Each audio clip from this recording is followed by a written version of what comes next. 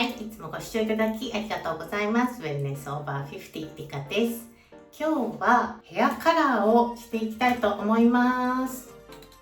はい、私ね、今2年間グレーヘアを伸ばして結構ね、もうほぼグレーヘアになってるんですけれども、たまにね、色を入れたり、色を入れるって言っても白髪染めとか普通のヘアカラーではなくて、カラートリートメントとかね、カラーバターみたいな、そういうテンポラリーなカラーを白髪の部分とかに入れてね、ちょっと色を変化して楽しんでおります。カラートリートメントのいいところっていうのは、どうしてもね、ミドルエイジ50代のヘアっていうのはパサついたりツヤがなくなったりとかねするんですけど、カラートリートメント、カラーバターなんかは髪の毛の表面をコーティングしてね、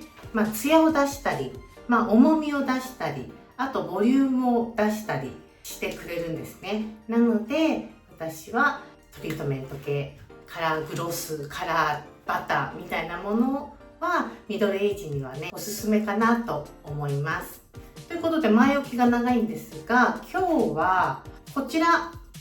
試してみようと思います。ウエラさんのカラーフレッシュマスク、こちら日本でも買えるのかな、ちょっと怪しいかわかんないですけど、でもウエラさんの商品かなりね日本でも購入しやすいと思うので、似たような商品があるんじゃないかと思います。こちらね、アメリカのそういう商材屋さんで買いました。普通に Amazon とかでも買えます。こちら、カラーマスクということで、カラートリートメントとかね、そういうものに近いです。髪の毛にツヤを出したりとか、トリートメント成分があってヘアの、状態を良くするものになります。で、なぜ私がこの色を選んだのか、こちらライラックフロスト、こちらライラックっていうだけあってラベンダーカラーなんですよね。で、今私のヘアカラー、1ヶ月ぐらい前にちょっとダーク系の色にして、ダークブラウン系にして、まだ若干この辺から先ちょっとだけブラウンっぽい感じで、黄身が残ってるんですね。黄身っていうかオレンジっぽい感じで、夏に向けてもうちょっとね夏っぽい色にしたいなと思って、本当はちょっとミルクティーっぽい色にしようかなと思ったんですけど、もうこの辺のちょっとほらわかるかな、オレンジっぽい雰囲気の色がまだ残ってるので、こちらのねライラックを入れたら中和されてミルクティーっぽくなるかなと思ってこちら買ってきました。で、若干こういうねオレンジ味のこういう色とこういうラベンダーと、混ざってる風な感じ、ウェブサイトとかね見ると私がやりたいような感じのミルクティーっぽい仕上がりに、なってる絵があったので、これちょっとやってみようかなと思って、どう出るかわかんないんですけど、今回はこちらを試してみたいと思います。例えばね、茶色系とかダーク系のカラートリートメントをしてちょっとオレンジ味が残ってしまったよっていう人、そういう方が、こういう色をねかぶせたらどうなるのかなって、いい感じのミルクティーっぽい感じとか黄身が失せて、ちょっと落ち着いたね色味になるんじゃないかなと思って今回は試してみたいと思います。ということで、こういうカラートリートメントをする時のおすすめのやり方としては、やっぱり色を入れたい。こういうのってね結構白髪にはあんまり入りづらかったりします。白髪に入れたい時はまずシャンプーをして油分を取る。で、トリートメントとかコンディショナーはなしで上がります。で、今ねこれ私ただシャンプーをしただけ、トリートメントとかコンディショナーとかはしていません。で、乾いた髪に塗布、これが鉄則。もちろんねトリートメントなので普通にシャワーの後濡れた髪の毛に入れてもいいです。ただ発色があまり良くない。はい、まずドライにします。ドライの髪に塗布、たっぷり塗布する。特にねブリーチ毛とかではなくて、ただの白髪に入れたい場合は必ずドライしてください。あとは、均等にたっぷり塗る。この辺はたっぷり塗ってんのに、この辺はカサカサみたいになると色ムラがねやっぱり出てしまうので、塗布量に比例して入る色味っていうのが決まってきます。たっぷり塗ればしっかり入るので、なるべくね均等に、もしくはいっぱい入れたいところ、私とかこの辺が白髪がいっぱいあるんですけど、色を入れたい部分はしっかり塗布します。手でねこうやって塗布してもいいんですけど、そうすると特にね乾いた髪に塗布する場合ムラになりやすい。なので私はこういうブラシでこうやって塗布していくのをおすすめします。ちょっとめんどくさいけれども、その方がね均等に綺麗に塗布ができます。で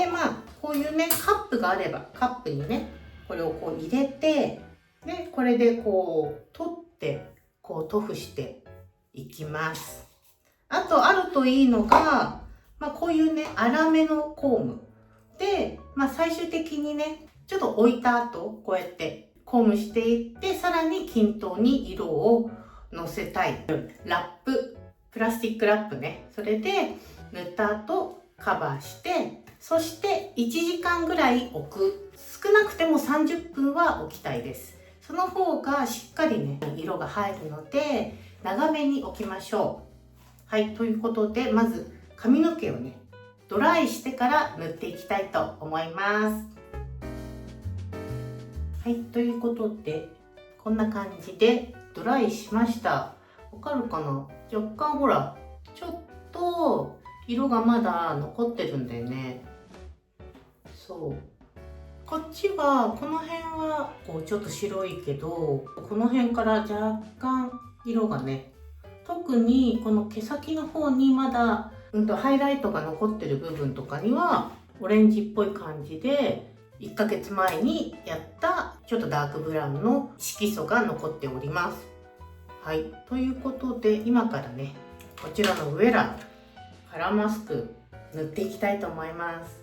この色は濃くないのでそのままやっちゃいますけど、濃い色のねカラートリートメントをやりたい時はカバーする、そういうものをかぶってやった方がいいかもしれません。こんな色味、なんかピンクっぽい色味だね。ダストっていう感じ。匂いもなんかいい感じ。はい、でこれをつけて、そこまでねダブダブにつけなくてもいいですけど、こうやってねつけて、まず根元、この辺ね一番入れたい部分なので。で私頭皮があんまり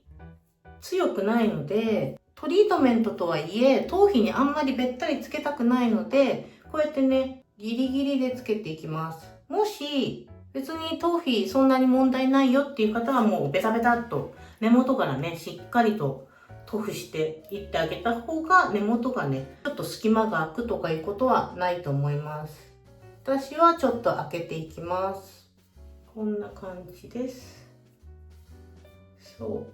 う、いろんなね皆さん白髪の分布の仕方が違うと思うので、多い部分から塗ってあげると色がねしっかりと余計そこの部分に入ると思います。私はこの辺が多いのでここを先に塗っていきます。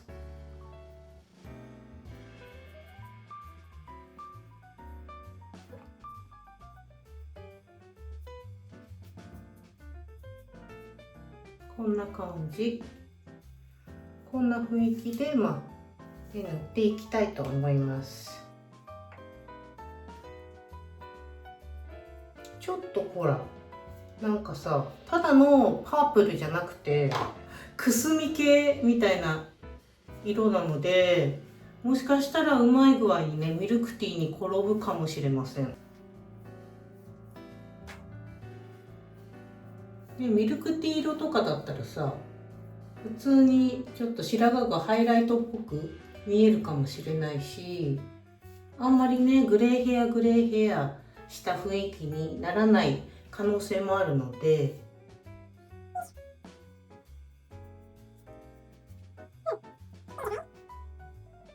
ほらこの辺とかさすごいのよ。帯みたいになってるので、ここをしっかりねこの色が入るようにたっぷり塗っていきたいと思います。こういうちょっと多い部分はしっかりね塗布していきます。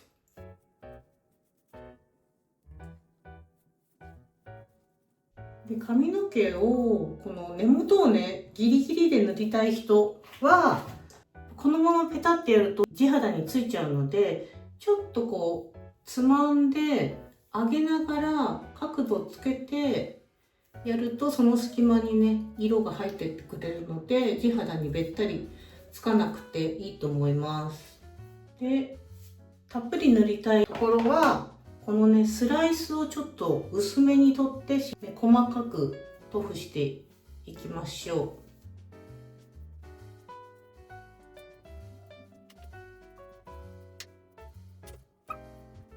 で反対側も塗っていきます。おすすめのこのスライスの厚さは、1センチぐらいかな。この特に塗布をたくさんしたい部分はもうちょっと薄めで塗布してあげるとしっかりとね入ると思います。1センチぐらいずつこうやってめくって両方のパネルのところに塗布してあげます。こっち側とこっち側もね。でこの時にあんまりがっつりコームしちゃうと塗布したところをねこすって薄くなっちゃうので、塗布してる最中はこのコームをね入れすぎないようにしましょう。それ結構注意点だね。しっかりコームした方が均等に入るんだけど、今のところまだ塗布中なのでまだね塗ってない部分もあるので、そっちの方にね塗布したこの液がいってしまうので、あんまりねしっかり今のところはまだコームしないようにしてください。でめくる時はこうつまんでちょっと引っ張ってあげる。引っ張って置いて、ハケの方で塗布しながらこっち側にね寄せてあげてください。そうするとこのトリートメントも濃すぎ取らずにいけます。難しい説明が。はい、こんな感じでなるべくねしっかり根元に、かといってあんまり根元に行き過ぎるとちょっと私ね頭皮が痒くなっちゃうので、ギリギリのところまですごい白髪なんだよこの辺が。でもいい感じでイヤリングカラーみたいな感じの帯みたいになってるので、私はこれね私のチャームポイントなんですよ。皆さんワールドカップ見てますか？今ねアメリカで開催してるから私的にはねすごく見やすいんですよ。時間帯がね3時とか4時とかにキックオフなのですごく見やすい。日本ね頑張ってほしいです。私全然サッカー詳しくないんで全然にわかなんですけど、でもやっぱりねこういうなんか代表戦みたいなのはやっぱりナショナリティというか愛国心が燃えるよね。なんかニューヨークでもそういうなんか見るビューイングのイベントみたいのがねあるみたいですけど、私そこまで行くほどサッカーねそんな好きっていうわけでもないし友達もいないので家でテレビで見ております。こんな感じでねこっち側も根元を塗り終わりました。全体的にね根元をしっかりまず入れてから毛先に伸ばしていきたいと思います。前面をやったのであと後ろをね塗っていきたいと思います。後ろは見えないので勘でやっていきますいつもそうなの。後ろはねそこまで束になってねあるわけじゃないので、そんなにね一生懸命やらなくても適当にね塗って見ての通り結構超適当でね超適当でも後ろはそこまで、そそうドライの髪の毛に塗るっていうのは均等に塗るのがやっぱ難しいんですよね。それでもね、1枚ずつ1枚ずつパネルをしっかり取って、後ろなんか私見えてないんですけど、なんとなくね手の感覚でしっかりとね全体的に均等に塗布するように。この辺なんか私あんまりそこまで白髪が固まってあるわけじゃないので、気持ちで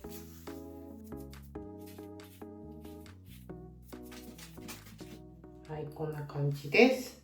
はい、ということで今後ろも根元を塗り終わったので、これからねちょっと毛先の方にもう一回これを塗布していきたいと思います。毛先の方はぶっちゃけ手で塗ってもいいっちゃいいです。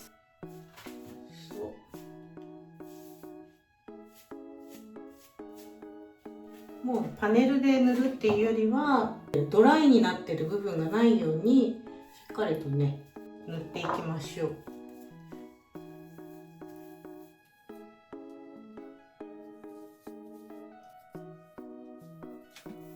今落としたよそうこういうのがもしねお洋服とかについちゃうと結構シミになるので、ついても分かんないような服かしっかりとケープをねつけてやってください。で私今ね全然手袋もしないでやってるんですけど、濃い色をね塗る場合はしっかりとやっぱり手袋をした方がいいです。今回私薄い色なのでそのままやっちゃってますけど、ネイルとかがね結構染まってしまうのでカバーはした方がいいです。そう毛先に伸ばす時はコームの部分で引っ張っちゃっても大丈夫。むしろしっかりとコーミングをしながら均等に毛先の方にっていうか、全体的に均等にトリートメントがね行き渡るようにしましょう。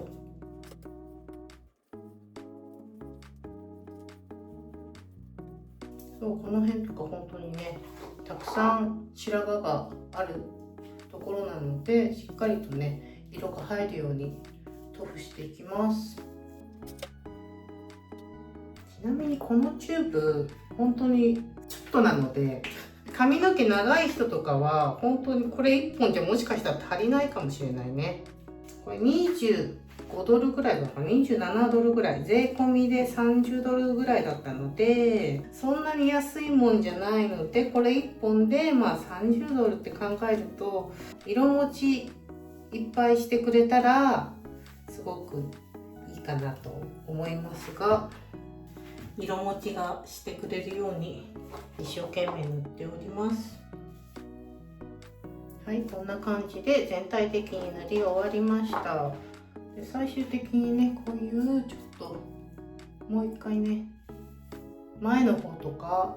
はもう一回根元にね塗布してしっかり色が入りたいところに色が入るようにしていきましょう。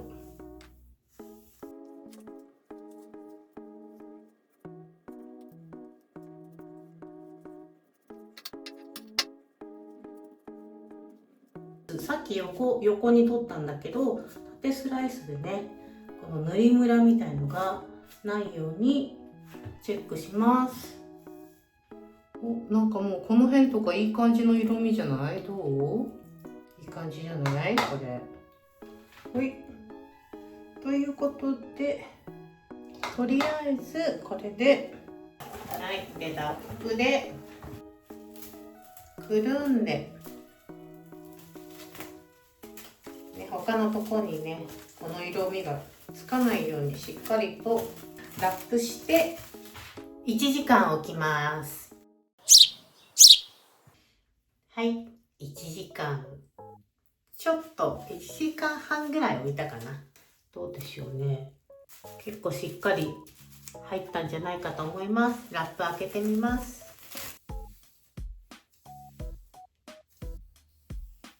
どうでしょう。なんか意外とパープルっぽく入ったのかな。流す前はこんな雰囲気です。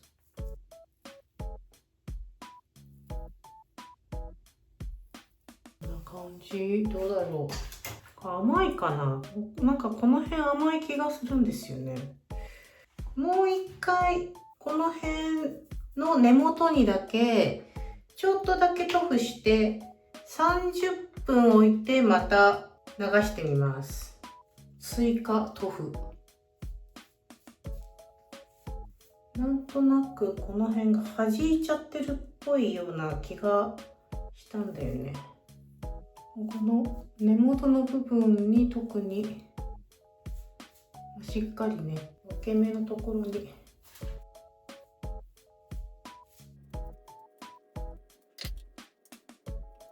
もう塊でつけた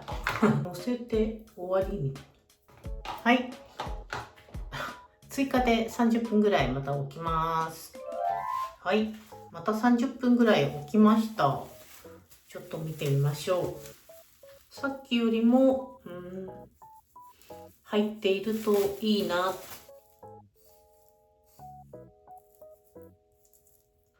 そう、しっかりとね、シャンプーした時に頭皮の油をちゃんと落としとかないと、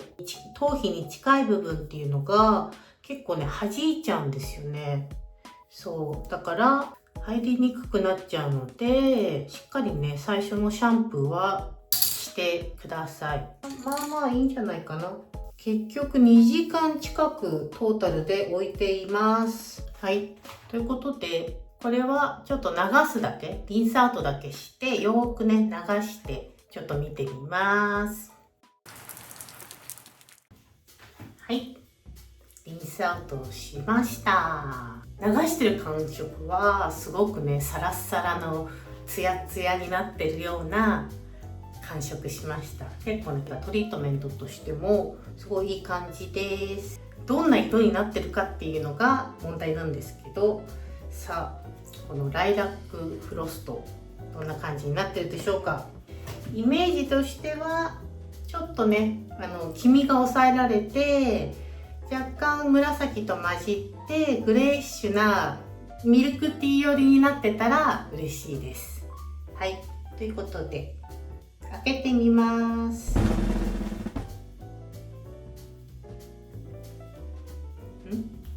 おおおお、なんかどうよ、思ったよりもパープルはしてない。ほら、なんかどっちかっていうと思ってたようなくすみ系のベージュっぽい感じの色味になんかなってるような気がしませんか？この辺見た時はあれ、まさかすごい真っ白って思ったけど、なんかほらちょっと見て、こんな感じ。濡れてる時はちょっと暗くなるので、ほらそんなに赤みがあるっていうよりはベージュっぽい雰囲気になっていませんか？まあ全体的にねちょっとくすんだ色が入ったので暗い感じになっていますが、ちょっと乾かしてみたいと思います。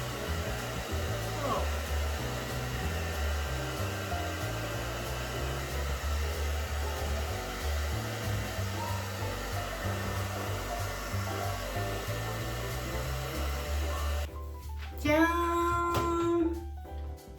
お、なんかこんな感じ。ミルクティーっていうよりはグレーっぽいっちゃグレーっぽいかな。でもなんかカメラの色よりも肉眼の方がちょっとミルクティーっぽい色味ではあるんだよね。お、どうこれ、なんか日の光で見てみたいな。はい、と言ってもね、もうねすごい夕方っていうか日の光があんまり入ってなかったけれども、こっちの方がまだちょっと色味が肉眼と近いかな。なんかほらこんな感じ。ミルクティーというにはやっぱりちょっと白いは白いけれども、暗すぎず明るすぎず、いい感じにこのハイライトが目立ちつつ、すごく綺麗な色味がアッシュっぽいかな。アッシュだからちょっとグレーっちゃグレーなんだけれどもね、ほら思いっきりグレー白っぽいグレーっていうよりはベージュっぽいグレーみたいな、なんか私の思ってたよりはいい感じに入ったかもしれない。ちょっとこう毛先の変なオレンジ味っていうのはだいぶ落ち着いたよね。ここがナチュラル、ここがブリーチみたいな感じでだいぶほら違うけど、それでもほらブリーチの部分にはちょっとミルクティーっぽいかも。なんか変なオレンジっていうよりはミルクティーに近い色味になったかもしれません。なので黄身がねやっぱ強い人はさっきみたいな色を入れるとミルクティーになるかもしれないならないかもしれない。私は意外と良かったかなと思います。ほらね、この辺の光の入り方が見て綺麗じゃない？そう、こんな感じ。明日本当に日光の下で撮ってみようかな。ツヤツヤにもなったしいいんじゃないでしょうか。はい、ということで月に1回ぐらい私こうやってね色を入れて自分でね楽しんでるんですけれども、さっきみたいなすごく淡い色でもねこれぐらいのトーンになります。結構入ってるっちゃ入ってるよね。ほらここのね白髪の部分にもほら入ってるっちゃ入ってるのよ。だから真っ白でこう白浮きするような白髪にはならなくて、あえてねこういう色を入れたのかなっていう風な雰囲気になるので、メッシュなんですか、ハイライトなんですかみたいな、デザインなんですかみたいな、そういう感じになります。私はすごく今回の結果いいかなと思いました。1時間2時間置けばこれぐらい色も入ります。でこれぐらい色が入ればね結構長く持ちます。 4,5 回のシャンプーでどっか行っちゃうってことはないので、しっかり色が表面にこびりついてくれてるのでなかなかこう取れづらい、1ヶ月に1遍ぐらいの頻度でやればこういうね色をちょっとずつ遊びながら季節によって変えながら楽しんでいけるかなと思います。ぜひぜひね一緒にグレーヘア楽しんでいきましょう。ということで今回の動画が役に立ったよっていう方はぜひ高評価とチャンネル登録もよろしくお願いします。あとねハイプボタンもぜひぜひよろしくお願いします。ということでまた次のねグレーヘアへの道、グレーヘアからの道かなもう違うな企画の名前になってしまった。グレーヘアからの道ね、楽しんでいきましょう。それではまた次の動画でお会いしましょう。またね。バイバイ。次の日、ストレートアイロンを使い、オイルを少しつけてスタイリングをしてみました。日の光の下だともう少し白っぽいくすみピンクっていう感じに見えますね。サイトの色味に近いです。全体的にそこまで暗くならず、ほんのりとした色がグレーヘア部分に入って、ミルクティー色ではなかったけれどもいい感じです。最後までご視聴ありがとうございました。